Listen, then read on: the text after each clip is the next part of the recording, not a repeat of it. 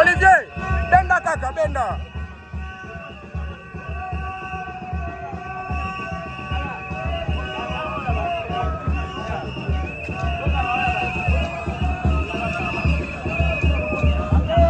Bon, ça va bien.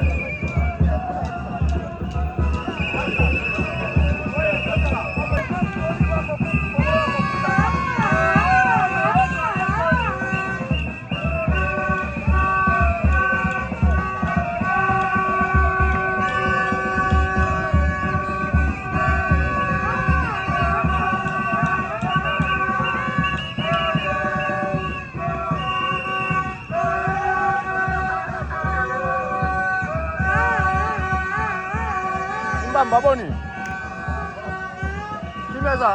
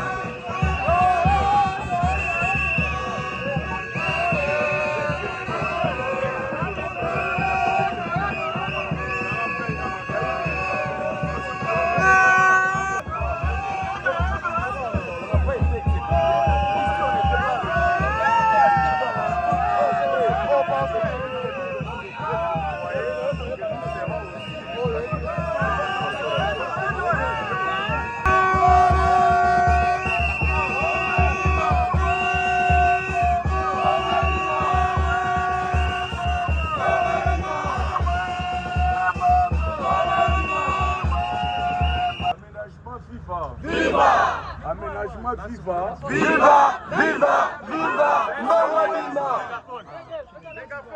To bengani molima koboya kofuta batu na kombo na Yesu. Aménagement viva. Viva, viva.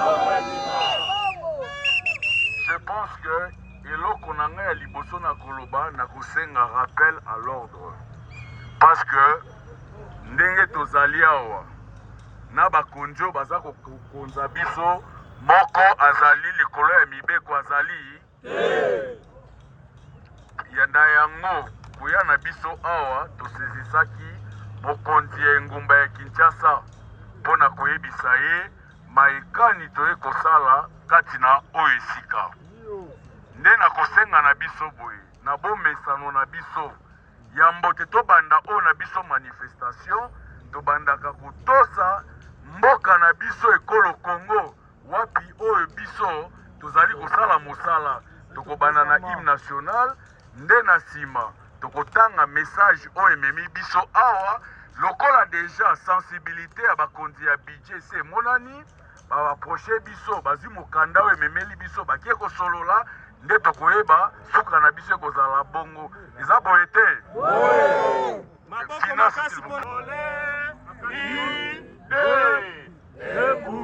Congolais, unis par les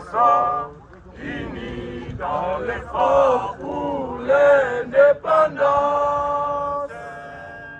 Dressons nos fronts, longtemps courbés, et pour les bons, prenons les plus belles élans, dans la paix au peuple ardent.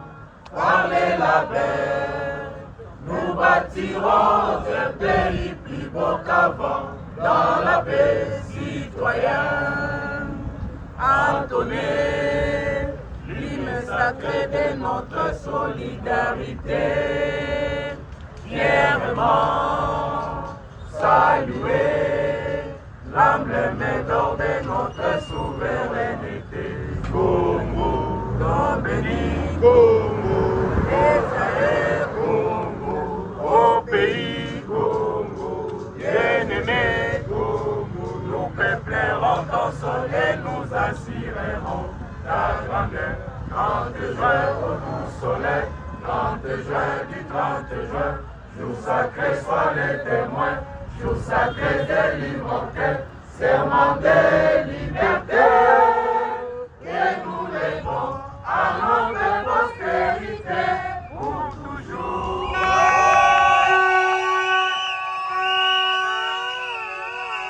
Viva, viva, Oredima.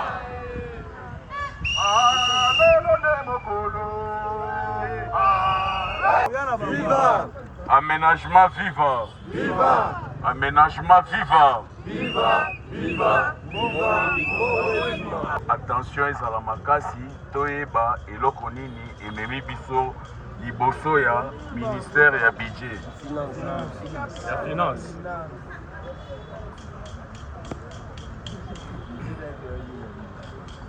Budget si bazwaki ndingo na bango lelo eza ya finance. Yango wana eyokani.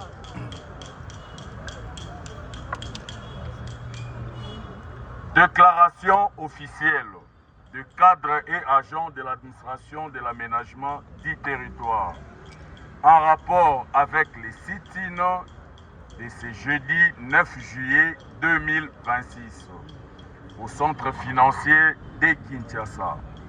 À l'attention de son Excellence, Monsieur le ministre des Finances.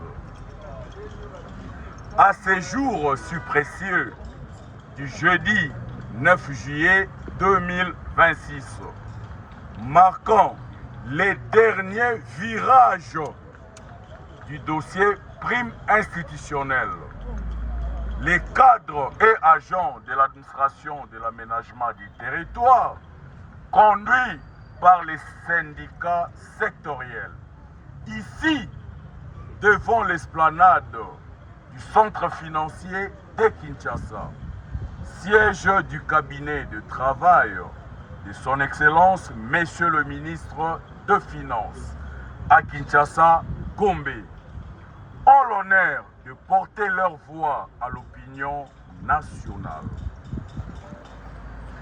Ayant acquis les contreseins de la grille barémique, de la prime du personnel, de l'administration de l'aménagement du territoire, depuis 2022, qui devrait être exécuté en 2023, mais dont l'application souffrait consécutivement de la liquidité dans les exercices budgétaires 2023, 2024 et 2025.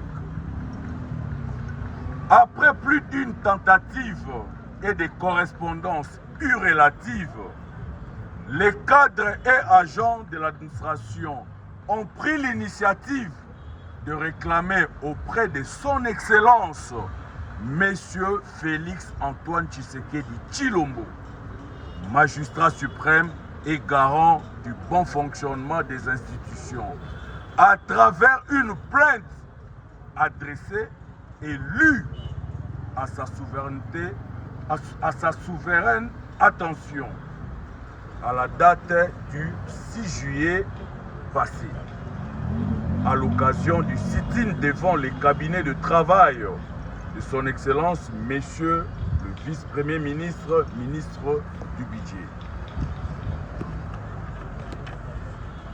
Le magistrat suprême, ayant saisi la balle au bond, a instruit à son Excellence, Monsieur le Vice-Premier ministre, ministre du Budget, d'accorder en toute célérité les quitus tant entendus. Par expérience de réalité vécue précédemment dans les T1, TD 2026, l'administration de l'aménagement du territoire serait bénéficiaire respectivement des quitus donnés pour la paye de sa prime, laquelle, selon le patron de finances, il n'y avait pas de liquidité.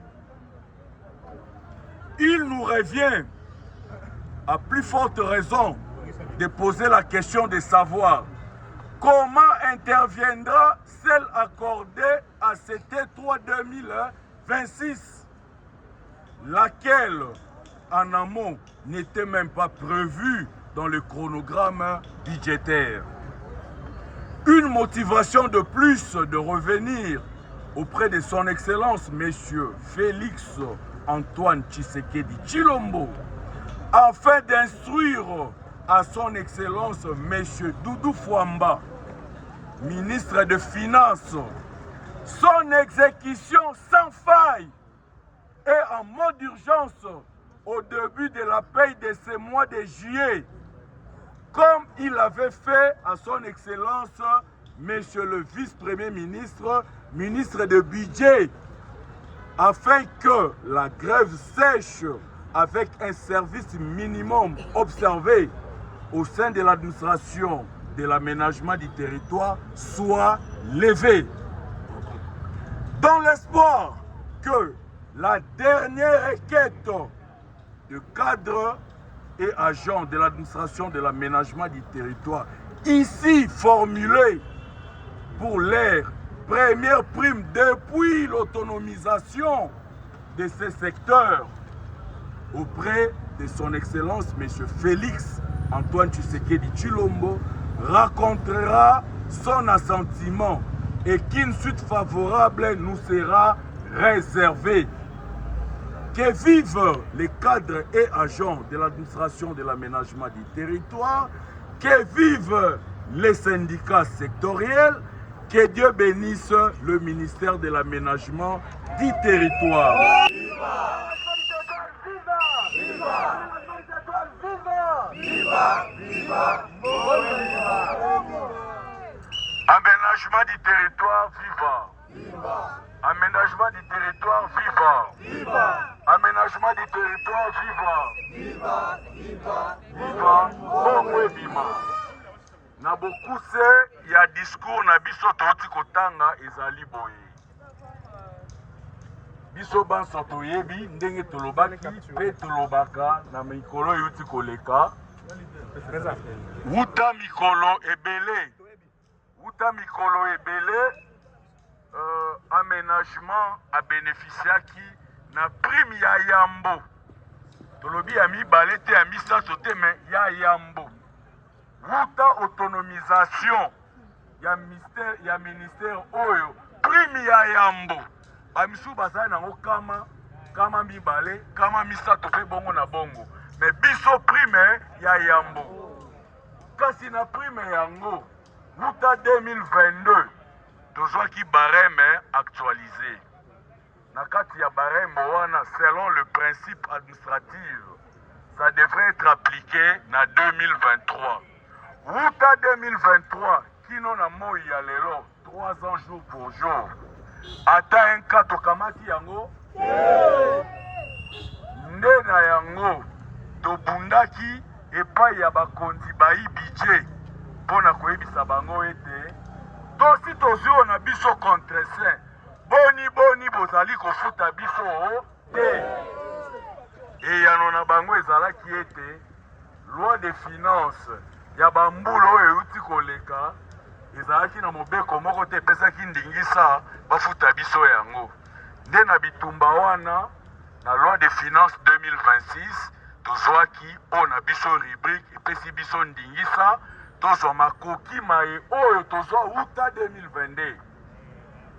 Kasi Kati na 2026 yango tokomi lelo oyo na premier trimestre bapesi biso kitis soi-disant bakofuta biso moto azwaki atenka tokomi na deuxième trimestre bozwaki atenka nde lelo oyo tokomi na ebandeli ya troisième trimestre toyaki totiaki makelele awa epai ya bakonzi ya budget mpona koyebisa bango boni tozalaka na lomeya te bolobi moyen tozwa makoki wana ezali te kasi loi de finance 2026 epesi biso makoki ya kozwa lomeya wana koza kofuta biso te mpona nini pamba te na premier trimestre na deuxième trimestre tozwi bakitis oyo eleka be ndenge oyo atenka tozwa te tokosuka boni eyano na bango ezalaki boye pasi ezali ke na chronogramme oyo basalaka bakitus ya batrimestre biso aménagement du territoire tozalaki te nde epesaki biso botomboki tolobi boni boye tokomi baumbu na bino na kisasa oyo mobimba biso nde babolole na bino mosala biso nyonso tosalaka mosala ndenge mibeko ya leta epesi oyo azali na pulusu akosala mosala ne ya pulusu oyo azali na budget akosala mosala ne ya budget boni biso bato ya aménagement tokomi babolole na bino nde toyaki kotomboka awa tosali plainte na biso en bonne et due forme toyebi plainte wana ekokende epai ya tata mokonzi ya mboka oyo azali magistrat suprême mpe garant ya bon fonctionnement ya bainstitution tata mokonzi na bolamu na ye na mayele na ye azali nango apesi mitindo na budget bosilisa likambo ya bato wana kasi ntango tozwi kitisi wana lokola tozali bato ya bwanya mpe mayele tokenda mpe mwa kelasi tolobi boni na premier trimestre deuxième trimestre tozwaki kitisi me ezalaki exécuté te kasi awa tosali forcing me kasi tata mokonzi ya mboka apesi liloba na ye bapesa biso kitisi donc c'est-à-dire selo bango na trésor ntango bapesaki biso kitisi te lakisika eloko ezalaki te nde toye kozonga lisusu lelo oyo epai ya mokambi ya finance koyebisa ye na nzela ya plaidoyer na biso tokotisi epa tata mokonzi ya mboka koyebisa ye belolenge kani opesaki ndingisa na budget pesa mpe ndingisa na finance eza boye te tolingi mpe na sanza oyo tokamata mbongo na biso eza boye te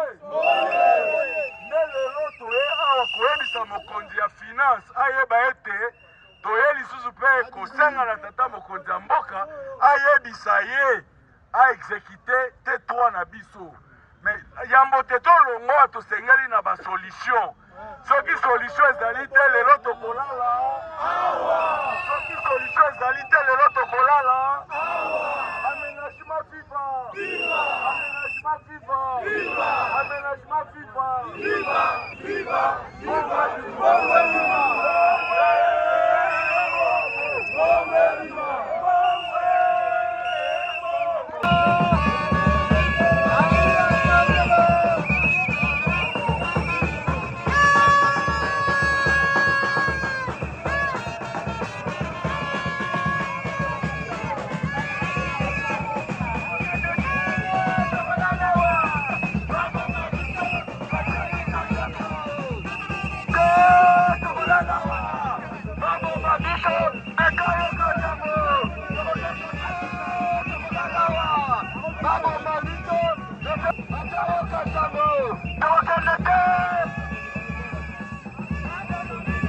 Aménagement viva Bongwe viva Bezinge totambolaki elongo tozali meme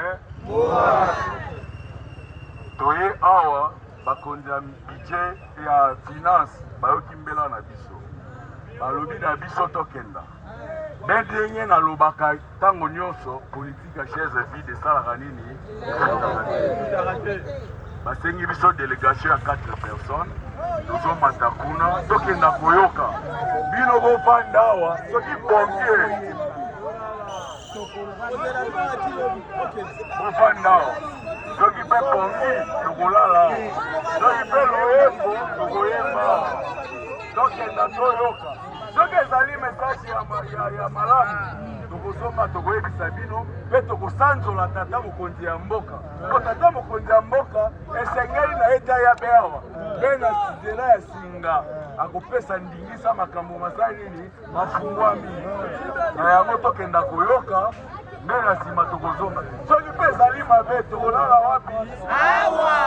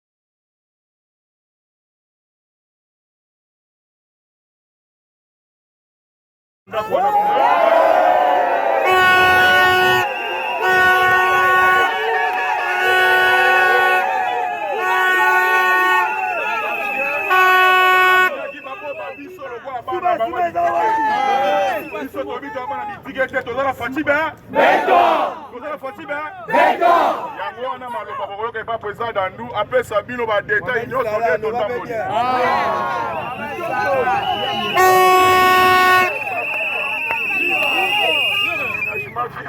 Viva! Aménagement viva! Viva! Viva!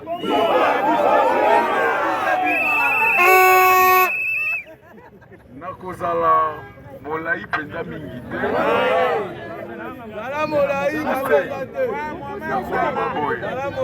Soki botuni biso nakoloba boye soki botuni biso epai bouti ezali boni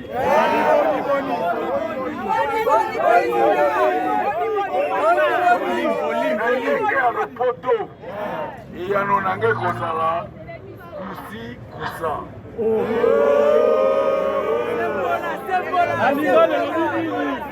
kusi kusa elakisi boye mabe te malamu te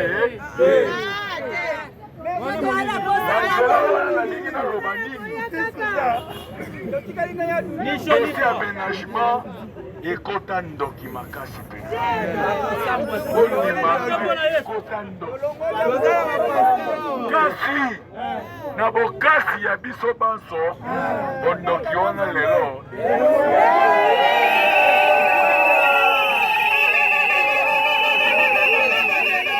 tokendaki touti koloba